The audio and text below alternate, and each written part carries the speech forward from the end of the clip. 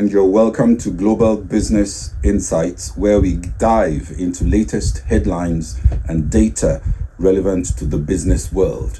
The Nasdaq posted a strong finish yesterday, closing above its record high of 16,057 that was set November 2021, as it advanced to 16,092 amid optimism over artificial intelligence and hopes for earlier interest rate cuts. Also, the news came in this morning that China's factory activity, that is PMI for February, slowed down to 49.1 from 49.2. That was the official survey. Meanwhile, the private survey, which focuses on smaller and medium-sized companies, as the Caixin Manufacturing Purchasing Managers Index, showed the manufacturing sector expanding at 50.9. That was for February, slightly ahead of expectations. Our deep dives this morning focus on three main stories, including Nigeria's S&P, Stanbic IBTC PMI for February. That will provide some insight into economic activity for the first quarter of 2024, the second month in the year. Data just came out, and we'll talk about that. We also analyze the impact of the latest US Personal Consumption Expenditure Index. That's the Federal Reserve's preferred deflator, which fortunately didn't come higher than many had expected. Additionally, we look at India's ambitious goal of becoming one of the top three global economies by the end of the decade. There was GDP growth of 8.4% in the last quarter of 2023 just announced. And even as India has also approved the construction of 3 semiconductor plants, investing over $15 billion as it aims to become a major chip hub. Shell's US solar business, Savion, is selling about a quarter of its assets as it exits more renewables projects. The sale this time involves up to 10.6 gigawatts of solar generation and storage assets. Yesterday, we got German inflation down to its lowest rate since mid-2021. Consumer prices rose 2.7% in the year to February, in line with the forecasts, also down from 3.1% in January. Core inflation, which excludes volatile energy and food prices, was at 3.4%, and prices for services also continued to rise by 3.4%. Notably, real wage growth turned positive last year for the first time since before the pandemic, rising 0.1% from 2022. Rising wages are preventing services inflation from slowing and complicates chances that the European Central Bank will soon start cutting borrowing costs to help the weak economy. And in the United States, the worst fears of stubborn price elevation did not materialize, as US futures were slightly higher yesterday and long-term treasury yields inched down as well as the dollar index, even as the PCE, that's the preferred Federal Reserve deflator, came in mostly as expected. There was no upside surprise, and even though inflation was not lower ahead of the release, the bearish trend could mean markets were already pricing in more reasons to push rate cuts farther away. Core PCE increased 0.4% from December, jumping from a revised 0.1% the previous month, but still as expected. From a year ago, it advanced 2.8%, lower than the previous month 2.9%, also as expected. Personal income was, however, up 1%, higher than 0.4% expected, and a revised 0.1% in the previous month. Continuing jobless claims, which measures the number who are unemployed and currently receiving unemployment benefits, rose to 1.905 million from 1.86 million, and also more than expected. The metric that may worry the Fed is the personal income, and the statement revealed that the increase in personal income receipts and assets was led by an increase in personal dividend income, as corporations fared better and sought to please shareholders and markets. Also, the Fed are interested in services inflation, excluding housing and energy, which tends to be more sticky. That metric advanced 0.6% from a month ago, which was also the most since March 2022. But while the fears ahead of this report, you recall, January's consumer price index raised fears of persistently high inflation, although analysts did point out then that the rise was driven more by seasonal factors and shelter increases, which are unlikely to persist. The Fed preferred the PCE measure to the simpler CPI, also because it is seen as more representative of what people are actually buying. And then this, as you know, is the last PCE report Fed officials would have before the next Fed meeting that happens March 19 to 20. Even as Powell has telegraphed extensively that a rate cut is not in the cards, and investors are now looking at the June meeting. Personal spending at 0.2% as expected and lower than 0.7% in December reflects the fact that spending is restrained by a decline led by the largest drop in purchases of motor vehicles since mid-2021. Meanwhile, services spending were up with increase in spend on housing and utilities, as well as financial services and health care. Yesterday's release increases the probability of a June cut and encouraged the bulls, with all three major US indices closing yesterday in positive territory.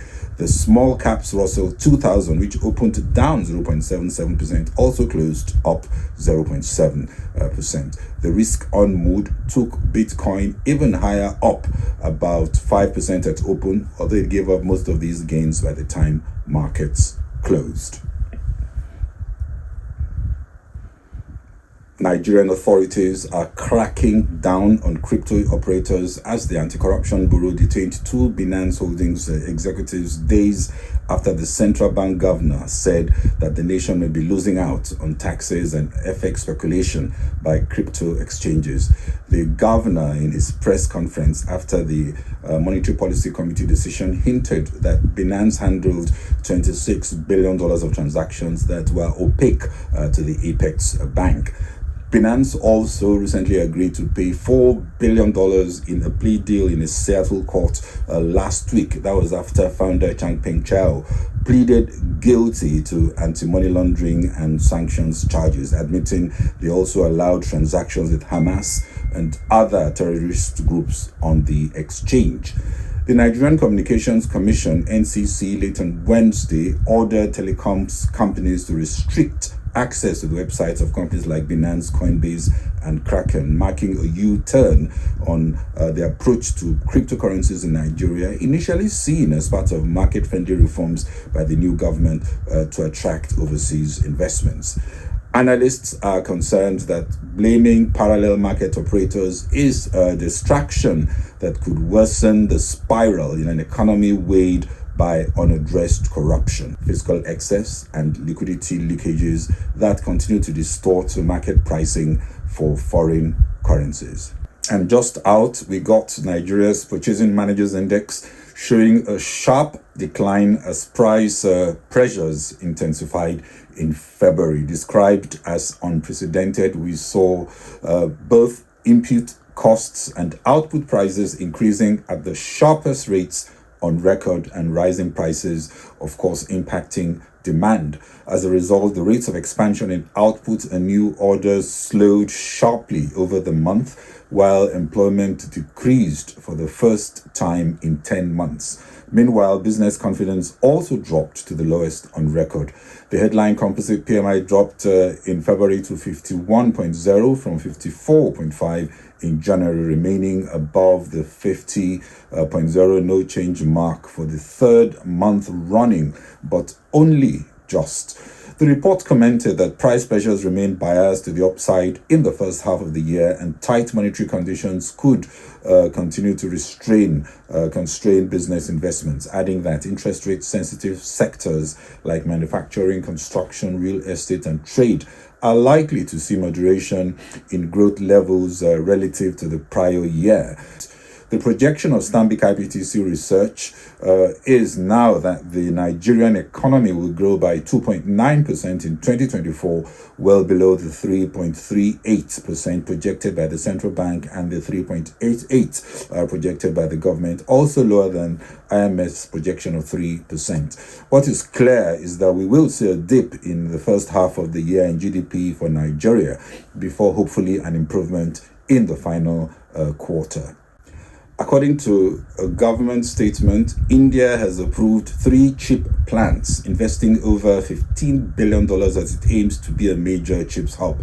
Taiwan's Power Chip Semiconductor Manufacturing Corporation will provide chip design and manufacturing services in the logic and memory segments to build one of the fabrication plants in partnership with Tata Electronics.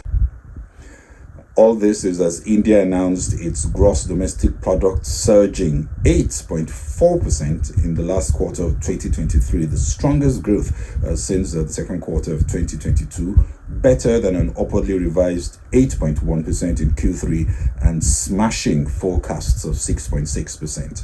The IMF saw India's economy expanding by 6.5% in 2024, compared with 4.6% for China, where growth has slowed because of a slew of challenges. India policymakers have, however, revised the estimate for 2023-2024 fiscal year growth rate to 7.6%. That's upwards from 7.3%. The push in economic activity primarily came from investments. We saw 12.2% growth in gross capital formation, with investment growth significantly outpacing consumption growth. India is emerging stronger as a global manufacturing hub as China becomes more complicated, and with advantages such as the market size, low inflation, decent supply chain infrastructure, and abundance of affordable skills. India is also less dependent on global trade, with its private consumption boosting demand for goods. On the expenditure side, like I said earlier, private consumption carried the growth, rising at a faster 3.5% versus 2.4% in the previous quarter, while public expenditure contracted 3.2% after soaring 13.8% in Q3. Both exports and imports rose at a slower pace.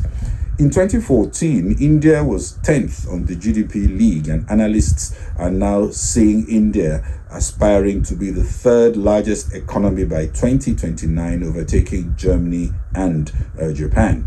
Latest flash PMI that just came out suggested a strong start to 2024, even though momentum could ease a bit and the tepid global backdrop could also weigh further on exports. Headline composite PMI output in India rose from 61.2 in January to 61.5 in February. That's a 7-month high, consistent with the sharp rate of expansion that was the strongest since mid-2023. Growth improved in both the manufacturing, which was at a 5-month high, and services at a 7-month high sectors, and that was attributed to very buoyant demand conditions, investment in technology, efficiency gains, expanding client base, and favorable sales developments. Encouragingly, new export orders also rose sharply, with input prices rising at the slowest pace in 3.5 years, helping margins and price competitiveness. This is certainly one country all emerging economies can learn from.